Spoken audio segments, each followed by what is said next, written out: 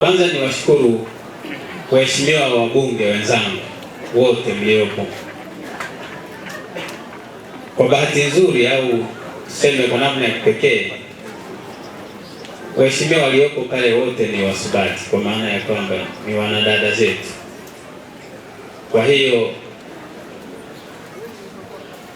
mimi nawapongeza kwa namna ambavyo tunasaidiana, wanakwenda vizuri kwa ajili ya kuisemea Mara yetu na wilaya zetu zote. Lakini kipekee sana niwashukuru kwamba mimi walinichagua kuwa makamu mwenyekiti wa bodi ya barabara. Sasa hili jambo lilozungumzwa hapa, bahati nzuri mheshimiwa mwenyekiti wa wazazi ametolea maelekezo. Sasa ningeomba nami nilisemee kwa kufafanua tu kwamba barabara yetu ile ya kutoka pale inaenda moja kwa moja kutoka huku mpaka Serengeti. Kwa namna ilivyokaa, ili iweze kuwa na suluhu ya kudumu, ile sasa imewekwa kwenye mipango ya TANROADS. Kwa hiyo kiwango cha ujenzi wa TANROADS ni tofauti kidogo na kiwango cha ujenzi cha TARURA kwa sababu ya zile rate na jinsi ambavyo utaratibu unafanyika. Kwa hiyo kwa sasa ambacho kinafanyika na ambacho nina uhakika nacho ni kwamba mkandarasi alikuwa alishapatikana na serikali. Bahati nzuri hii barabara ya kutoka hapa Tarime kwenda Serengeti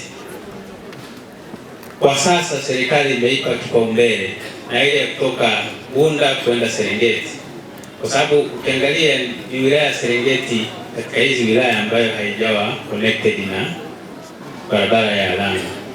Kwa hiyo kwa sasa, kwa mwezi huu, uhakika uliopo mwenyekiti wa wazazi ni kwamba serikali tayari imeisha panga mzigo chuma, kabla ya mwisho wa mwezi huu wakandarasi hawa watakuwa wameshalipwa, huyu anayetoka hapa kwenda Serengeti na yule anayetoka Bunda kuja Serengeti, ile barabara ya Sanzati.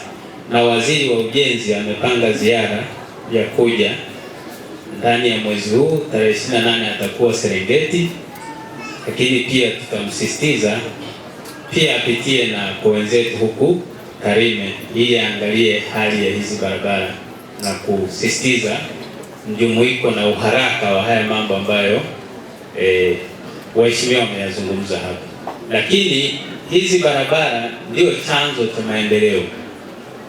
Tukifanya connection kati ya hizi barabara inarahisisha uchumi wetu uendelee kusonga, lakini pia hata wawekezaji ambao mnafanya biashara ya usafiri na usafirishaji, wakiwemo hawa ambao wapo akina Mororo na wenzetu wote mnaokuja, inarahisisha haya magari yetu yasiweze kutoka haraka wakati wa kufanya biashara yetu ya usafirishaji. Kwa hiyo ndugu zangu, serikali imedhamiria kuhakikisha kwamba suluhu ya kudumu inapatikana kwenye hii barabara.